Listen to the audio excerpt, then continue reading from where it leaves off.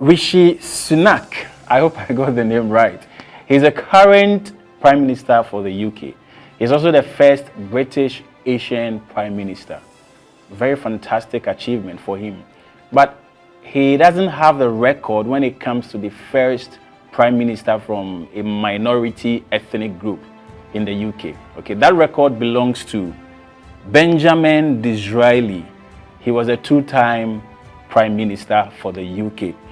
There's something very interesting Benjamin said. The secret of success is a constancy of purpose. The secret of success is a constancy of purpose. And with this, I welcome you back to Unlocking Potential, your journey to fulfillment. My name is Aaron, and I'm your life purpose coach. In our previous session, we looked at the essence of purpose, part 1. We discussed 6 things that are reasons you should focus on discovering and pursuing your purpose. And in this session, I'm going to bring you another 6 to make it a total of 12. Stick and stay. So we are going to essence number 7. Essence number 7. Purpose pursuit gives you energy for each day. Each day comes with its own issues. Jesus actually said in Matthew chapter 6 verse 34, sufficient unto the day is the evil thereof. So many things. Your day is saddled with payment of bills. You are pursuing higher education. You have exams to write, relationships to keep, and a whole lot. Parenting. So many things. Okay? And these things have a way of draining you, sapping the energy out of you. Sometimes things don't happen like you expect them to happen, and it makes your day kind of go down and you lose a lot of energy. But there is something that brings you some energy to face each day. God has deposited some wellspring of energy in you, and this is tied to your purpose. Anybody who is on purpose is always fired up for the day. There may be some little slide down times and all that, but on the general, you have this kind of energy because you are committed to something that's bigger than yourself, something that's divine, something that brings you some fulfillment anytime you go at it. So pursuit of your purpose brings in you some energy which helps you get going for each of the days.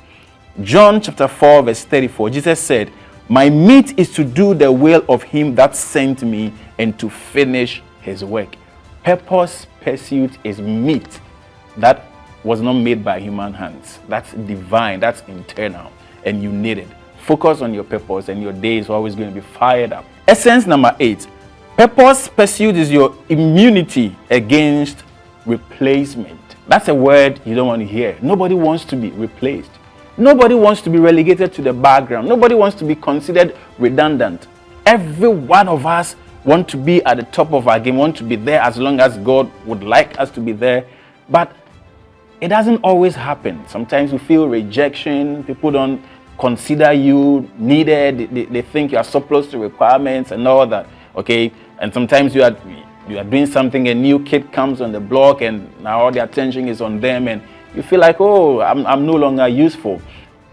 There is one place that when you are at, or where you are at, you can never be replaced. And this is in the purpose of God. When you are in the purpose of God for your life, you will never be replaced. The only reason people will be replaced by God is when they are outside of the purpose he put them here for. If they decide to go on a different tangent, do something contrary to what he put them for, God always has somebody to replace you with. And that is exactly what happened to King Saul, Israel's first king. In Acts chapter 13 verse 22, Bible says, and when he had removed him, he raised up unto them David to be their king, to whom also he gave testimony and said, I have found David, the son of Jesse, a man after my own heart, which shall fulfill all my will.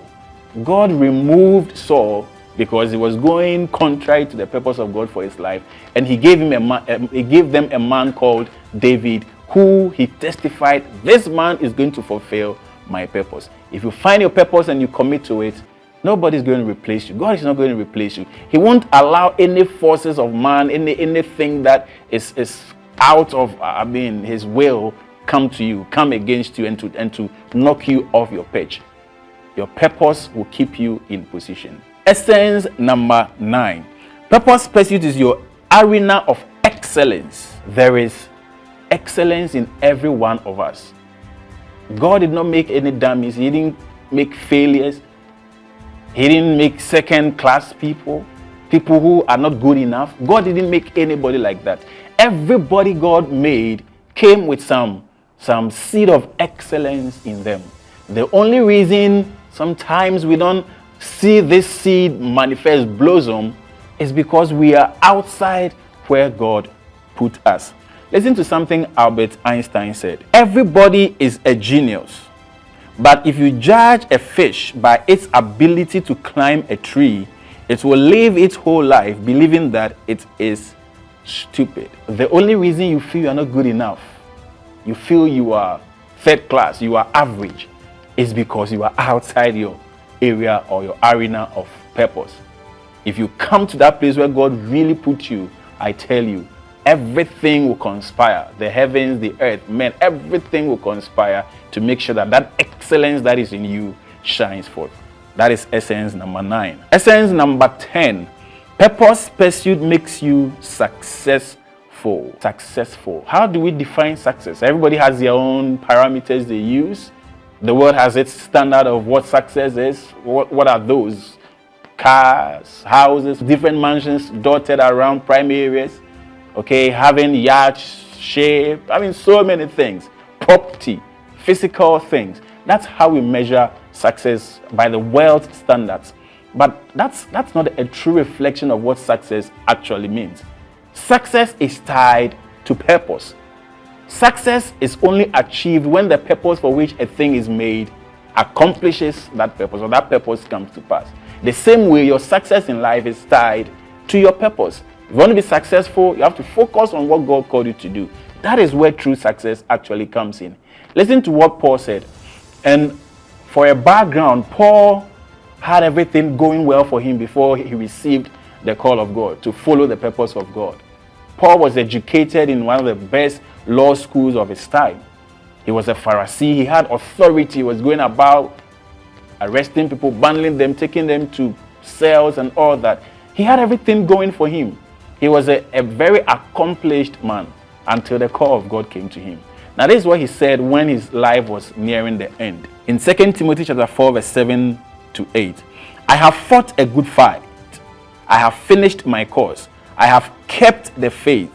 Henceforth, there is laid up for me a crown of righteousness, which the Lord, the righteous judge, shall give me at that day, and not to me only, but unto all them also that love his appearing.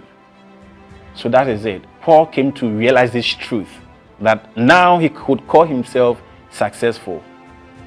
He didn't consider himself successful when he was having all those things he used to have prior to discovering God's purpose for his life.